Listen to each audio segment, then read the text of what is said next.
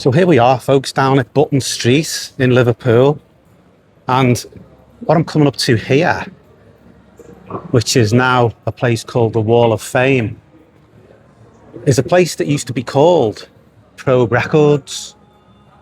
And the building is exactly the same as what it used to look like all those years ago, other than it's had a bit of paintwork on it. But gosh, these steps just remind me of so much, you know, because I can remember you'd come here on a Saturday and you'd come down these stairs.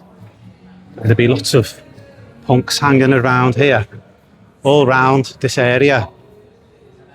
Rainford Gardens, all over the stairs, all in the record shop.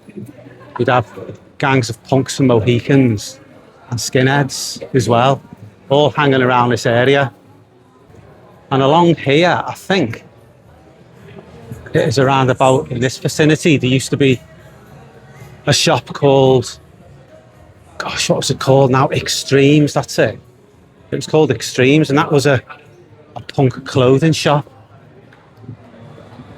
Yeah, it was a bit of a strange place. I mean, you'd come out of here, this record shop, and you'd come down the stairs and all you'd see is all these gangs of punks, mohicans, skinheads.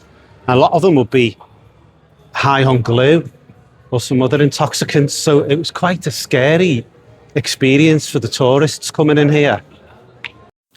Now at this point, I had to cut the audio because there was some music that was coming out of the building and I didn't want to get a copyright strike from YouTube, but off we went. They very kindly allowed us to come inside and film.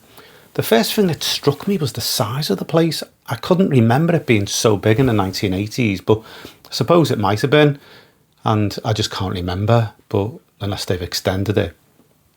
Now this was Pete Burns, lead singer of Dead or Alive. He apparently used to work there. There he is on the famous steps that we were looking at before, which haven't really changed. But I can't remember seeing him there. I think it was a bit before my time. But yeah, he worked there. So that was it. That was my trip down memory lane from the punk days. I used to come here, buy records myself and hang around a little. And this is a photograph of me from back in those days.